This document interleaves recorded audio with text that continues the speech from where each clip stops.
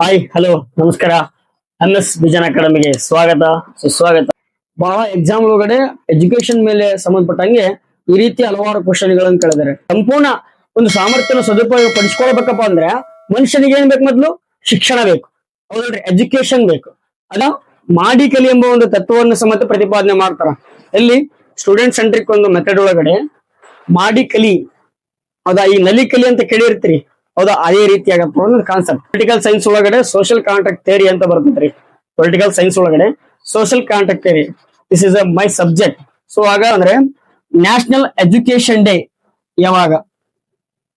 Hi hello ನಮಸ್ಕಾರ. MS vision ಅಕಾಡೆಮಿಗೆ ಸ್ವಾಗತ ಸುಸ್ವಾಗತ.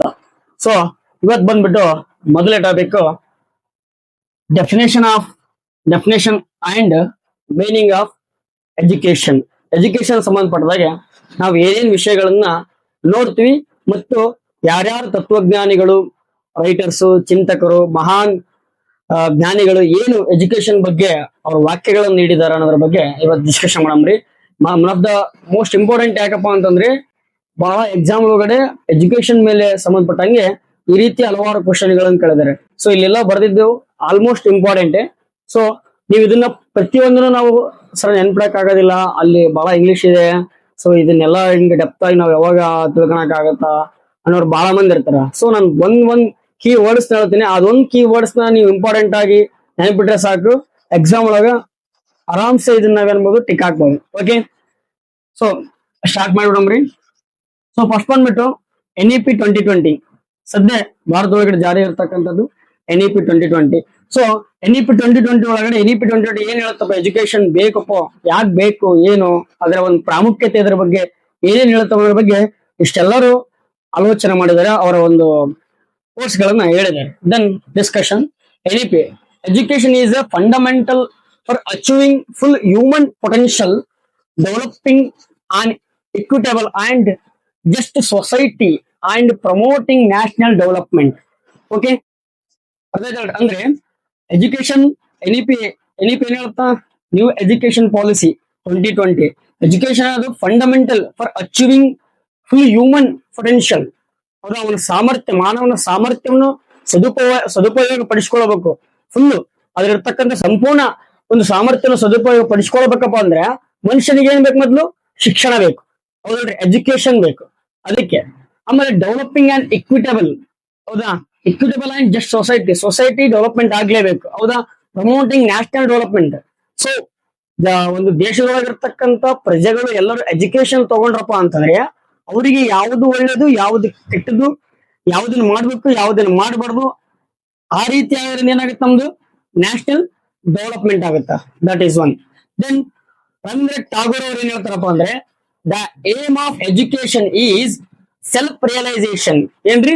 Self realisation. Okay, it means the realisation of universal soul in one's self. Okay, so ನಾನು ಅವಾಗಲೇ ಹೇಳಿದೆ ಫಸ್ಟ್ ಪ್ರಾರಂಭದಲ್ಲಿ, ಜಸ್ಟ್ ಒಂದು ವರ್ಡ್ಸ್ ನ, ಕೀ ವರ್ಡ್ಸ್ ನ ನೀವು ಕ್ಯಾಪ್ಚರ್ ಮಾಡಿದ್ರೆ ಸಾಕು, ಇದು ಇವ್ರ ಕೋಟು ಅನ್ನೋದ್ರ ಬಗ್ಗೆ ಡೆಫಿನೆಟ್ಲಿ ಹೇಳ್ಬೋದು. ಓಕೆ, ಅರ್ಥ ಆಗುತ್ತಲ್ರಿ? ಇಲ್ಲಿ ಏನಪ್ಪಾ ಅಂತಂದ್ರೆ ಸೆಲ್ಫ್ ರಿಯಲೈಸೇಷನ್ ಅಂತ ಬಂತಪ್ಪ ಅಂತಂದ್ರೆ ಸೀದಾ ನೀವು ಟಾಗೋರ್ ಅವ್ರನ್ನ ಕನೆಕ್ಟ್ ಮಾಡ್ಬೋದು. ಓಕೆ, ಅರ್ಥ ಆಗುತ್ತಲ್ಲ? Then Swami Vivekananda, education is the manifestation of perfectness already in a man. ಹೌದಾ? ಒಂದು ಎಜುಕೇಶನ್ ಐತಲ್ರಿ, ಆಲ್ರೆಡಿ ಮನುಷ್ಯನಲ್ಲಿ ಐತಿ ಆ ಮ್ಯಾನಿಫೆಸ್ಟೇಷನ್, ಹೌದಾ? Perfection already in a man. Okay, ನೀವು ಒಂದ್ ವರ್ಡ್ ಮ್ಯಾನಿಫೆಸ್ಟೇಷನ್ ಅನ್ನೋ ಒಂದ್ ವರ್ಡ್ ಸಾಕು, ಇದು ಸ್ವಾಮಿ ವಿವೇಕಾನಂದರದು ಅಂತ ಹೇಳೋದಕ್ಕೆ ಸಾಧ್ಯ. ಓಕೆ, ದೆನ್ ಅರಿಸ್ಟಾಟಲ್ ಅವರು ಇಲ್ಲಿ 2 ಕೋಟ್ಗಳನ್ನ ಬರೆದಿನಿ, ನಂಬರ್ 1, ನಂಬರ್ 2. ಸೊ ಯಾಕೆ 2 ಬರ್ದಿನಪ್ಪ ಅಂದ್ರೆ ಬಹಳ ಎಕ್ಸಾಮ್ ಒಳಗಡೆ creative of a sound mind in a sound body ಅಂತ ಬಹಳ ಸಲ ಕೇಳಿರ್ತಕ್ಕಂಥ ಕ್ವಶನ್ ಅರಿಸ್ಟಾಟಲ್ ಅವ್ರದ್ದು. ಎಜುಕೇಶನ್ ಏನಂತ ಹೇಳ್ತಾರೆ ಅವರು? Education as a creation of a sound mind in a sound body. Then ಇದು ಒಂದೇ ಅಲ್ಲ, ಇನ್ನೊಂದು ಹೇಳ್ತಾರ, education means to prepare the person for economic life ಅಂತ. ಹಿಂಗಂದ್ರೆ ಏನ್ರಿ? ಇಡೋನಾಮಿಕ್ ಅಂದ್ರೆ ಏನು? ಹೌದಾ? ಏನ್ ಹೇಳ್ತಾರಪ್ಪ ಅಂತಂದ್ರೆ ಅರಿಸ್ಟಾಟಲ್ ಅವರು, ನಿಮ್ಮ ಒಂದು ಸಂಪೂರ್ಣವಾಗಿರ್ತಕ್ಕಂಥದ್ದು ಏನು ಫುಲ್ನೆಸ್, ಹೌದಾ? ಒಂದು ಸಂಪೂರ್ಣವಾಗಿರ್ತಕ್ಕಂಥ ಜ್ಞಾನ ಪಡಿಬೇಕಲ್ರಿ, ಅದನ್ನ ಓನ್ಲಿ ನೀವು ಜಸ್ಟ್ ತಿಳ್ಕೊಳ್ಳೋದ್ರಿಂದ ಹೋದ್ರಲ್ಲ ಅದನ್ನ ಅಡಾಪ್ಟ್ ಮಾಡ್ಬೇಕು, ಜೀವನದೊಳಗಡೆ ಅದನ್ನ ಬಳಸ್ಕೊಂಡಾಗ ಮಾತ್ರ ಆ ಎಜುಕೇಶನ್ ಒಂದು ಬೆಲೆ ಬರುತ್ತೆ ಅಂತ ಹೇಳ್ತಾರೆ. ಅದಾದ್ಮೇಲೆ ಎಂಡ್ರಿಚ್ ಪ್ರೆಸ್ಟೋಲಜಿ ಅನ್ನೋರು education is the natural harmonious of and progressive development of man's innate power ಅಂತ ಹೇಳ್ತಾರೆ. ಯಾರು ಇದು ಬಹಳ ಇಂಪಾರ್ಟೆಂಟ್ ಅಲ್ಲ, ಯಾಕೆ ಅದನ್ನು ಬರ್ದೀನಿ ಅಂತಾರೆ, ಅವರ ಒಂದು ಕಣ್ಣು ಯಾವ ರೀತಿ ಯಾವ ಸೈಡ್ ಹೋಗುತ್ತೆ ಅಂತ ಗೊತ್ತಾಗೋದಿಲ್ಲ. ಹಂಗಾಗಿ ಸೊ ಇಲ್ಲಿ ನಾವು ಜಸ್ಟ್ ಒಂದು ವರ್ಡ್ ನೋಡ್ಕೋಬೇಕಪ್ಪ ಅಂದ್ರೆ ನ್ಯಾಚುರಲ್ ಒಂದು ಹಾರ್ಮೋನಿಯಸ್ ಇದೆ ಅಲ್ರಿ, ಇದನ್ನ ಒಂದು ನೋಡಿಕೊಂಡ್ರೆ ಸಾಕು. ದೆನ್ ಇದು ಬಹಳ ಸಲ ನೋಡಿರ್ತೀವಿ ಪ್ರೋಗ್ರೆಸಿವ್ ಡೆವಲಪ್ಮೆಂಟ್ ಗಳ ಜಾಸ್ತಿ ಬರ್ತದ, ಬಟ್ ಕೆಲವೊಂದು ವರ್ಡ್ ಗಳನ್ನ ನಾವು ಹಿಡ್ಕೊಳ್ಳೋದ್ರಿಂದ ಏನಾಗುತ್ತೆ ಸ್ಕ್ಯಾಚ್ ಮಾಡ್ಬೋದು. ದೆನ್ ಬಂದ್ಬಿಟ್ಟು ಜಾನ್ ಡಿವೆ, ಹೇಳ್ರಿ John Dewey. So education as the power by which a man is able to control his environment and fulfill his possibilities. ಹೌದಾ, ಆ ಎಜುಕೇಶನ್ ಏನ್ ಮಾಡ್ತೀರಿ, ಒಬ್ಬ ಮನುಷ್ಯನ ಅದನ್ನ ಯಾವ ರೀತಿ power control, able to control, ನಿಮ್ಗೆ ಒಂದು ನಿಯಂತ್ರಣವನ್ನು ಕಲಿಸ್ತದೆ. ಹೌದಾ, ಅದಾದ್ಮೇಲೆ ಒಂದು ಎನ್ವೈರ್ಮೆಂಟ್ ನೀವೇನ್ ಮಾಡ್ಬೋದು, ಕಂಟ್ರೋಲ್ ಮಾಡ್ಕೋಬಹುದು. ದೆನ್ ಪಾಸಿಬಿಲಿಟಿ, ನೀವೇನೇನ್ ಮಾಡಕ್ ಸಾಧ್ಯ ಇದೆ, ಸಾಧ್ಯತೆಗಳಿದಾವೆ ಅದ್ರ ಬಗ್ಗೆ ಹೇಳುತ್ತಂತ ಯಾರು ಹೇಳ್ತಾರ, ಜಾನ್ ಡಿವೆ. ಇವ್ರು ಇದೊಂದನ್ನ ಹೇಳಲ್ಲ, ಮಾಡಿ ಕಲಿ ಎಂಬ ಒಂದು ತತ್ವವನ್ನು ಸಮೇತ ಪ್ರತಿಪಾದನೆ ಮಾಡ್ತಾರ. ಎಲ್ಲಿ ಸ್ಟೂಡೆಂಟ್ ಸೆಂಟ್ರಿಕ್ ಒಂದು ಮೆಥಡ್ ಒಳಗಡೆ ಮಾಡಿ ಕಲಿ, ಹೌದಾ, ಈ ನಲಿ ಕಲಿ ಅಂತ ಕೇಳಿರ್ತೀರಿ, ಹೌದಾ, ಅದೇ ರೀತಿಯಾಗಪ್ಪ ಒಂದು ಕಾನ್ಸೆಪ್ಟ್. ಓಕೆ, ದೆನ್ ಬಂದ್ಬಿಟ್ಟು Froebel education is a process by which the child develops its inner potential in a manner. So as to participate meaningful, ಹೇಳ್ರಿ meaningful in a external environment. Okay, ಅರ್ಥ ಆಯ್ತಲ್ರಿ. ಇವ್ರು ಏನ್ ಹೇಳ್ತಾರಂದ್ರೆ, ಇಲ್ಲ ನಮಗೆ ಇಲ್ಲಿ ಬಹಳ ಬೇಕಾಗಿರೋದು ಇನ್ನರ್ ಪೊಟೆನ್ಶಿಯಲ್, ದೆನ್ ಮ್ಯಾನರ್, ನಿಮ್ಮ ಒಂದು ಮ್ಯಾನರ್, ನಿಮ್ಮ ಒಂದು ಪ್ರವೃತ್ತಿ, ನಿಮ್ಮ ಒಂದು ಬಿಹೇವಿಯರ್ ಯಾವ ರೀತಿಯಾಗಿ ಇರಬೇಕು, ಅದ್ರ ಹೆಂಗ ನೀವು ಮೀನಿಂಗ್ಫುಲ್ ಆಗಿ ತಗೊಂಡ್ಬರ್ಬೇಕು ಅನ್ನೋದ್ರ ಬಗ್ಗೆ ಆ ಒಂದು ಎನ್ವೈರನ್ಮೆಂಟ್ ಎಕ್ಸ್ಟರ್ನಲ್, ನೀವು ಒಳಗಡೆ ಒಂದು ಕರೆಕ್ಟ್ ಆಗಿರ್ತಕ್ಕಂಥ ಬಿಹೇವಿಯರ್ ಒಂದು ಇತ್ತಪ್ಪ ಅಂದ್ರೆ ಹೊರಗಡೆನು ಇಟ್ಸ್ ಗುಡ್. ಹೌದಾ, ಅದೇ ರೀತಿಯಾಗಿ ಹೇಳಿದ್ರೆ ಅವರು ಪ್ರೋಬೆಲ್ ಅವರು. ಓಕೆ, ದೆನ್ ಜೇಜೋ ರೂಸೋ ಅವ್ರು ಏನ್ ಹೇಳ್ತಾರೆ, ಇಮೇಲ್ ಎಂಬ ಒಂದು ಕೃತಿಯನ್ನು ಬರೀತಾರೆ, ಅದರೊಳಗಡೆ ಶಿಶು ಕೇಂದ್ರಿತ ಶಿಕ್ಷಣದ ಬಗ್ಗೆ ಹೇಳ್ತಾರ. ಸೊ ಸರ್ ಇಷ್ಟೇ ಬರೆದ್ರೆ ಸಾಕನ್ರಿ, ಇಷ್ಟೇ ಸಾಕು. ಇದ್ರೊಳಗೆ ಗ್ಯಾರಂಟಿ ಒಂದು ಕ್ವಶನ್ ತಗೊಂಡ್ಬರ್ತಾರೆ, ಇದನ್ನ ಯಾರು ಬರೆದ್ರು ಅಂತ ಕೇಳ್ಬೋದು, ಇದು ಏನ್ ಹೇಳುತ್ತಾ ಅಂತ ಕೇಳ್ಬೋದು, ಆಮೇಲೆ ಇದನ್ನ ಶಿಶು ಕೇಂದ್ರ ಶಿಕ್ಷಣವನ್ನು ಯಾರು ಹೇಳಿದ್ರು ಅಂತ ಕೇಳ್ಬೋದು. ಅರ್ಥ ಆಗುತ್ತಲ್ರಿ, ಈ ರೀತಿಯ ಕ್ವಶನ್ ಗಳನ್ನ ರೇಸ್ ಮಾಡ್ಕೊಂತ ಹೋಗ್ತಾರ. ದೆನ್ ಬಂದ್ಬಿಟ್ಟು ಮೆರಿಯಾ ಮಂಟೋಸ್ಬರಿ ಅಂತ, ಆಕಿ ಏನ್ ಹೇಳ್ತಾಳಪ್ಪ ಅಂತಂದ್ರೆ ಬಾಲಕುಟೀರ ಎಂಬ ಒಂದು ಕರೆ ತರ್ತಾಳ. ಅಂದ್ರೆ ಬಾಲಕುಟೀರ ಅಂದ್ರೆ ಒಂದು ಸಣ್ಣವಾಗಿರ್ತಕ್ಕಂಥ ಒಂದು ವಿದ್ಯಾರ್ಥಿಗಳ ಗುಂಪುಗಳನ್ನ ಮಾಡಿ ಆ ವಿದ್ಯಾರ್ಥಿಗಳಿಗೆ ಬಾಲಕುಟೀರ ಎಂಬ ಒಂದು ಕಾನ್ಸೆಪ್ಟ್ ಅಂತ ತರ್ತಾರ. ದೆನ್ ಅದಾದ್ಮೇಲೆ ಇಷ್ಟೆಲ್ಲ ನಾವ್ ಏನನ್ನ ನೋಡ್ಬೇಕು, ಮೀನಿಂಗ್ಸ್ ನ ಡೆಫಿನೇಷನ್ ಗಳನ್ನ ನೋಡ್ಬೇಕು ಅನ್ನೋದು ಗೊತ್ತಾಯ್ತು.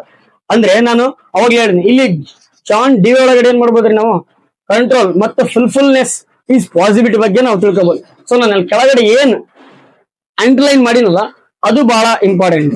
ಅದನ್ನ ನೀವು ಅದೊಂದನೇ ಗ್ಯಾಪ್ಸ್ ಮಾಡಿದ್ರೆ ಸಾಕು, ಅದೊಂದನೇ ತಿಳ್ಕೊಂಡ್ರೆ ಸಾಕು, ನಿಮ್ಗೆ ಏನ್ ಬರುತ್ತಾ ಜಾನ್ ಡಿವೆ ಏನ್ ಹೇಳಿದ್ ನಾನು ಅದ್ರ ಬಗ್ಗೆ ಗೊತ್ತಾಗುತ್ತೆ. ದೆನ್ ಪ್ರೋಬೆಲ್, ಇಲ್ಲಿ ಇನ್ನರ್ ಪೊಟೆನ್ಶಿಯಲ್, ನಿಮ್ ಒಳಗಿರ್ತಕ್ಕಂಥ ಸಾಮರ್ಥ್ಯ, ಹೌದಾ, ಅದು ಕರೆಕ್ಟ್ ಆಗಿ ಮ್ಯಾನರ್, ಹೌದಾ, ಒಂದು ಸೃಜನಶೀಲತೆ ಒಂದಿರ್ತಕ್ಕಂಥ ಒಂದು ವ್ಯಕ್ತಿತ್ವ ಬಂತಪ್ಪ ಅಂತಂದ್ರೆ ನೀವು ಎಕ್ಸ್ಟ್ರಾ ಎನ್ವೈರನ್ಮೆಂಟ್ ಒಳಗಡೆ ಬಹಳ ಒಂದಿಷ್ಟು ಚೆನ್ನಾಗಿರ್ತಕ್ಕಂಥ ಪರಿಣಾಮ ಬೀರಕ್ಕೆ ಸಾಧ್ಯ ಆಗುತ್ತೆ.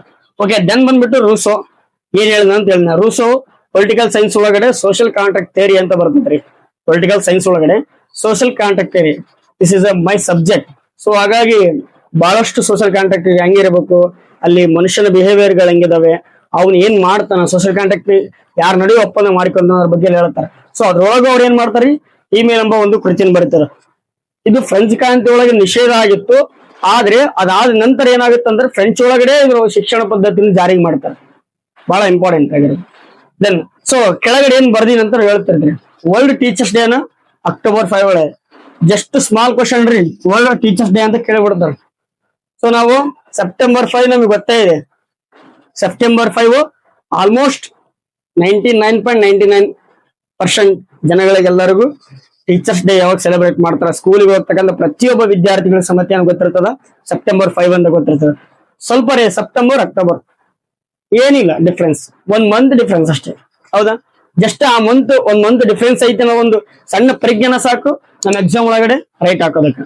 ಅರ್ಥ ಆಗುತ್ತಲ್ರಿ? ಇದನ್ನ ಅದಾದ್ಮೇಲೆ ಟೀಚರ್ಸ್ ಡೇ. ಸೊ ನನ್ ಕ್ವಶನ್ ಏನಪ್ಪ ಅಂತಂದ್ರೆ, ನ್ಯಾಷನಲ್ ಎಜುಕೇಶನ್ ಡೇ ಯಾವಾಗ ಅದನ್ನ ನೀವು ಕಾಮೆಂಟ್ ಮಾಡ್ಬೇಕು. ಓಕೆ, ಅಂದ್ರೆ ನೀವು ಇದು ನೋಡ್ತಾ ಇದ್ದೀರಾ, ನೆಕ್ಸ್ಟ್ ಇದ್ರ ಬಗ್ಗೆ ವಿಚಾರ ಮಾಡ್ತಾ ಇದೀರ ಅನ್ನೋದು ಒಂದು ಫೀಡ್ಬ್ಯಾಕ್ ನಿಮ್ಗೆ ಸಿಗುತ್ತಾ, ಹೌದಲ್ರಿ? ಇಲ್ಲಂತಂದ್ರೆ ಸುಮ್ಮನೆ ನೋಡಿದ್ವಿ ಓದ್ವಿ ಅಂತಂದ್ರೆ ಡಸ್ ನಾಟ್ ಎಫೆಕ್ಟಿವ್. ಹೌದಾ? ಅದು ಎಫೆಕ್ಟ್ ಬರಕ್ ಸಾಧ್ಯನೇ ಇಲ್ಲ.